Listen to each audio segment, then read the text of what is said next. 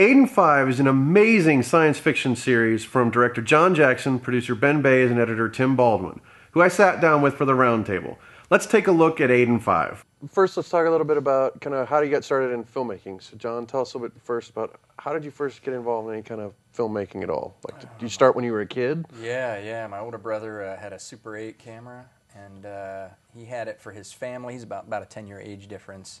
So he bought it for his kids, and then I borrowed it and started making movies, and he never got it back. So I owe him a Super 8 camera. But yeah, that was it. Went down the basement, long days doing, I started doing stop animation stuff, stop motion stuff, very, very poorly done. But, you know, I was making use of all the toys I had, taking clay, taking G.I. Joes, you name it, and trying to do stuff like that. So, and it just stuck.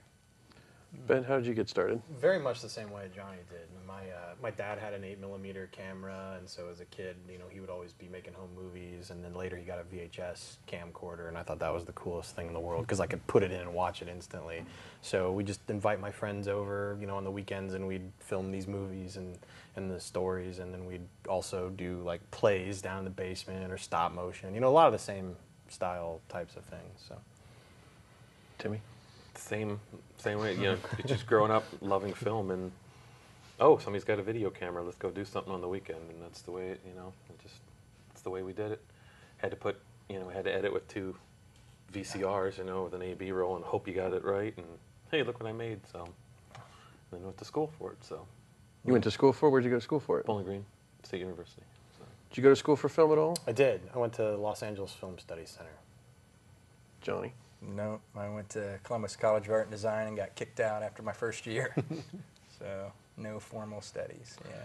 But you each kind of work in the industry right now. What do you do currently, kind of like to make a living, but still film related, media related? What do you do? I'm a producer and director for Mills James Productions here in town. I did a few years at Horizons Companies is where I started.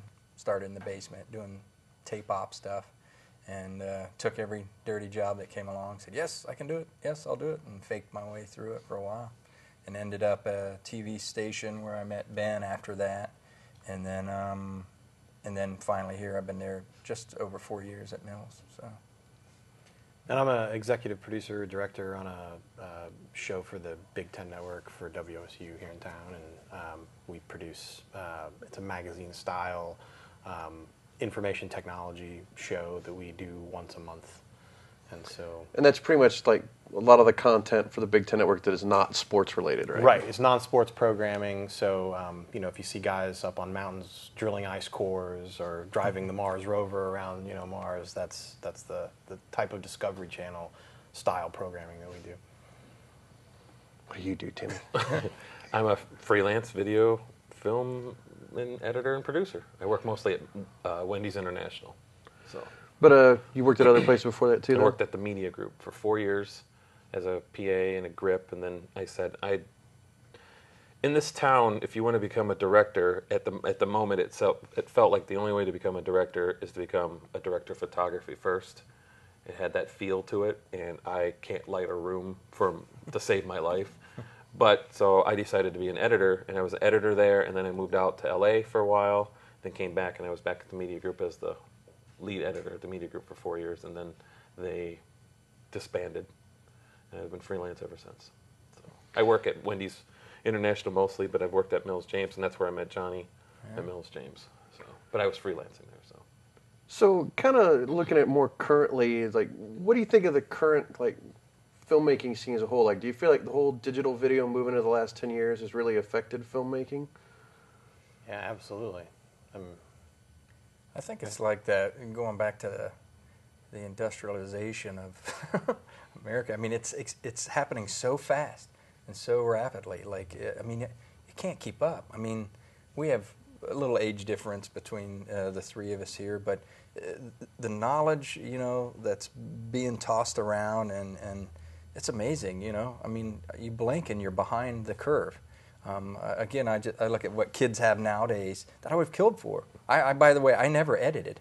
I never edited when I was a kid. I did it all in camera. Everything I did was in camera. I never touched an edit system. Yeah, and you'd have that little rainbow line yeah. if you were editing in VHS, you know, yeah. and that's what you had. You had those takes, and that was it. You couldn't You couldn't do anything. You mean I'm supposed to start him before? Right. But now Start it's action. so accessible to everybody. You know, everybody has a editing system that ships with their operating Oh, yeah, system. there's iMovie with any Mac, and there's Windows Movie Maker with any PC. I mean, right out of the gate, you have 90% of the editing tools available. It's right there for free. If you have a cell phone, you have a camera. You know, if you have friends, you have actors, and you know you can shoot and edit and distribute anything now. Yeah. Yeah, it's just the power of what's going on. It's kind of like, but how does that affect you, having that you're coming from this area of being more or less professionals?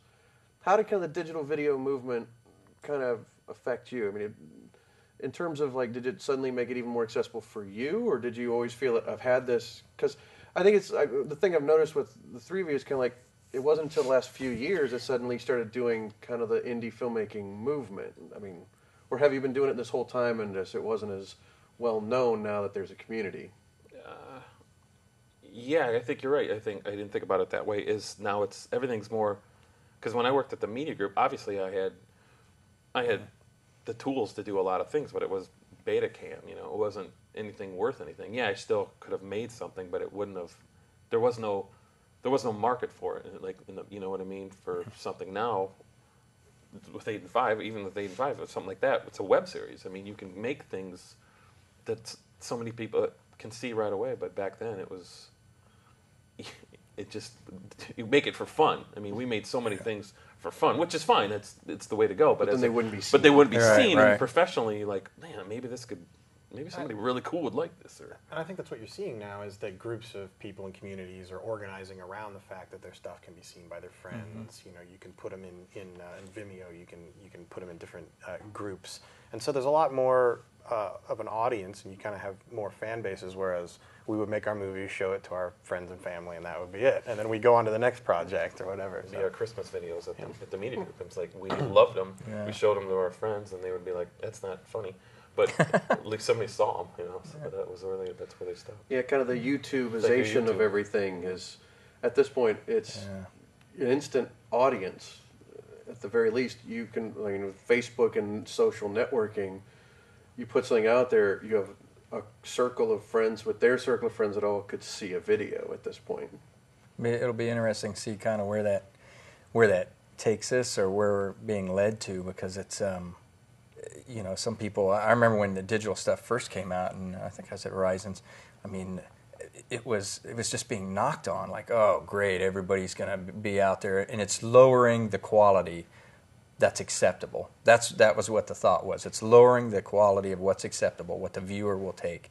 And I just remember that sticking out in my head, thinking like, well, that's not necessarily, that doesn't have to be that way. You can still push to try to do things, you know, a certain way. And I think in some cases the opposite is true, because while there is more bad products out there, there's a lot of great stuff that we would never have seen or have access to. So I think, yes, there's just more of it out there, and it's a lot harder to sift through and find, you know, the good products that are out there in the market. But at the same time, I'm seeing some amazing stuff being shot on these, you know, DSLRs right now. Yeah, speaking of DSLRs, I mean, you talk about how fast things change. The DSLRs in 1 year, these still cameras that can do video are suddenly producing video that looks very high-end professional.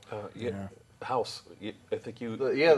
I made a big thing recently online about more than one episode of House. No, just the was final it just the entire one, I episode. think. Of his shot. But an entire episode of House MD was shot with a consumer still camera shooting video with stock lenses.